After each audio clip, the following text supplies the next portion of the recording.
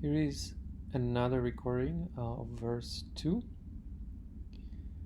And here is what the verse 2 says. Vayomer, קח נא את בנך, את יחדך, אשר אהבת, את יצחק, ולך לך אל ארץ המוריה, ועלהו שם לעולה, על אחר ההרים, אשר אומר אליך. So number one most important thing is divide the sentence or divide this little verse into sentences or phrases.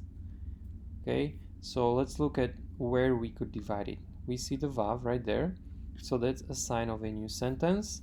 After that we see asher, that's gonna be something new. After asher we see a vav right there. Then we have one more vav right here.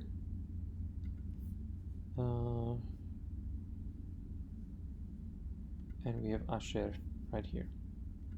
So we might have more sentences whilst we translate, maybe we'll find more, but for right now, if you just do a rough quick look over the text, you'll definitely see 1, 2, 3, 4, 5 phrases, possible independent or subordinate clauses. So let's put them under each other so we don't confuse what is what. And let's start with beginning. Vayomer, and you see Vayomer for parsing here, we already did it above, so I'm not going to go over details. Again, this is Vav consecutive, you see the Va, you see the Yod, and that's the step number 2. Once you recognize it's a Vav consecutive, you know it's imperfect, therefore you're looking at the front, the first letter after the Vav, and that Yod tells you it's a third masculine. Look at the end, if there is the U, it would be plural, there is no U here, and therefore it is third masculine, singular. I also told you that Vayomer is going to introduce a direct speech, and therefore what we are expecting after Vayomer is a direct speech, unless we have an introduction to some people here. Kach na, these are not no people, so this is going to be a new sentence. Now we are listening to someone speaking. Okay, so we can move this below and we can just finish our sentence here. Then he said, and from the context from the previous verse we know that he is God here. Okay, then he said, and this is what he said, Kach na et bincha et yichadecha. Kach is actually a verb, however this is a weak verb, so I would have given you parts of it. I'm not going to give you all of the parsing, but I will give you some of the parsing. The root is lakach, and that means, you should already know, that means to take. Okay. One hint with your parsing is this little tiny word na. If you see na, it is a sign of either imperative or imperfect, which is used as an imperative. Okay, so remember that imperfect can be used as imperatives, imperatival use as imperfect, or imperative themselves. In translation, na can be translated as something like please. Okay, so the meaning of na is please or polite request. You don't even have to translate it necessarily. You can just understood in your exegesis or in your interpretation that somebody is saying it with a polite request. He's not just commanding him, he's politely speaking to him. Okay, now it's interesting actually that God is politely speaking to Abraham. He said, please, and therefore this is going to be either imperfect or imperative. Now imperfect would have to have either yod, aleph, or nun at the front, right? We don't have any of that. Plus it's very, very short, and that's another hint. If you see a word and you recognize it's a verb and it's extremely short, the vowels are short, everything is very short, then it's an imperative. So here a command, take, please take, and we know what is going to take because we have a direct object marker there, et, he's taking bincha, your son, et yechidecha. This is the only your. Again, we have the cha at the end. Your only son, your only one. And then he has a new clause, so we can say, please take, if we want to translate the nice, please take your son, your only one, your unique or something like that. Asher. Now Asher is always going to describe what was right in front, and right in front we have the son, the only one. Okay, so who, describing the son, it could be which, if it is describing a thing like a book, which, right? But this is a living being, so who or whom, maybe even better in this case, ahavta. We have a verb here, so we need to parse it, and this is easy. I forgot to parse the imperative for you here. Ahav, that means to love, and I believe you already had it on your vocabulary. Once you see that ta at the end, ta is a perfect ending, and that's to ms. Okay, so the parsing for this would be kal perfect to ms. Quick little side note. For the sounds in Hebrew, the long a sound or the short t sound are feminine. Okay, in Hebrew the a is written like this, and the t would be this, usually with a sheva underneath. The sound ta, that is actually masculine.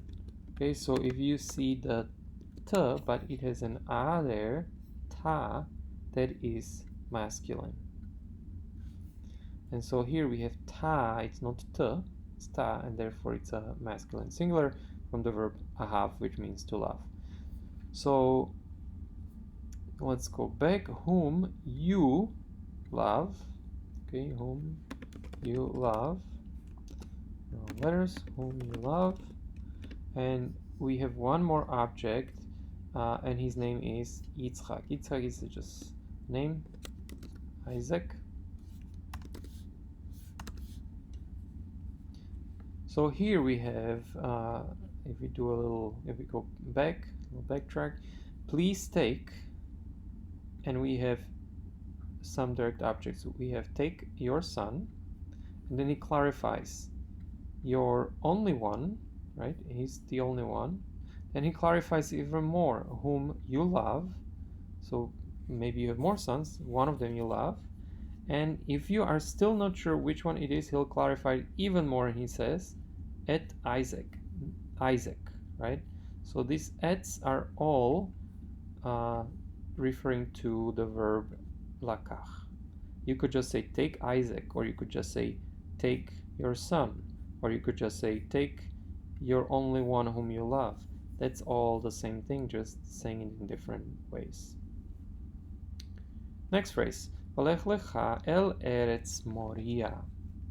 Here we have another verb, and this is another weak verb. So again, on the exam, I will give you portions of it, not all of it. Here, I would definitely give you probably almost all of it, because this is not that easy. This is from the root halach, which means to walk, and this is another imperative, and it is again to ms. Remember, by the way, that imperatives are always second person. So walk, or walk you, el eretz, to a land, eretz, ha moria, the Moriah. Okay, so walk to the land of Moriah. Let's go on.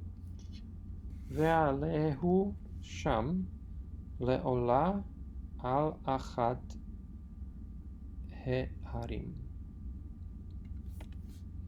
We have another verb here, ala. Ala means to go up, And in this parsing, if you look at the beginning, we have a vav, but it's not a vav consecutive, so it could be anything. And after that, we have aha. Aha in all of your parsing charts is only on one option. And let me show you your Oriel parsing. If you look at the stems, aha is only here. Imperative, infinitive. So what happens with he feel, that he feel has he at the beginning for the perfect, right? And after the beginning, the vowel under the he feel is always a. So you have ya, ta, na, ma, ha. The mem you need that mem for the participles. For the imperfect, you need yod, tav, nun, aleph, right? For your imperfect vowels, consonants at the front. And for the imperative infinitive, the he comes back, but the vowel now is going to be a. So ha is either infinitive or imperative. However, we have a list of imperatives, so most likely it's going to be another imperative. And we have an u at the end, and you should all know what that u is. That would be a suffix 3ms. So the full parsing would be he feel imperative. It is again 2ms. From the verb ala, and the suffix at the end is 3ms suffix. Ala means to go up, and in this case is a he feel cause to go up, and you have a suffix him, so you cause him to go up. The he feel of ala has also secondary meaning. It also means to sacrifice, and more specifically, this is a smoke sacrifice. It's the sacrifice that goes up, right? The smoke goes up, and therefore there is the relationship of ala. The sacrifice that goes up in smoke, that's the ala, the smoke sacrifice. And so here in the translation, that would probably fit the best, and sacrifice him. Okay, so let's look at the actual translation. Ve'alehu, and sacrifice him. Sham means there. Le'olah, as a smoke sacrifice. Olah is a smoke sacrifice, and again it's from the same root. Allah, Allah. You see that? Al means on, upon, on. Achar means one.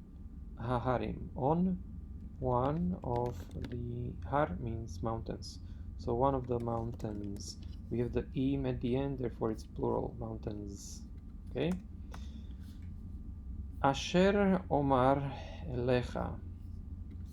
Asher, which, who. In this case, it's referring to what is right before. As always, in this case, it's referring to har, harim. And har, mountain, is not a who mountain, but which. So in English, let's do which. Omar. We need to parse Omar. This one I would also help you with. You can see the root. The root is Amar. However, knowing full parsing is not that easy because the first aleph dropped, and this is actually imperfect kal, first common singular of Amar. Again, do not worry about this verb yet that much, because I would have given you pretty much the full parsing here, because it's not that simple. So Asher Omer Elechabat. Once I give you the parsing, you can translate it, right? So as an imperfect, one CS means future, and one CS is I, which I will.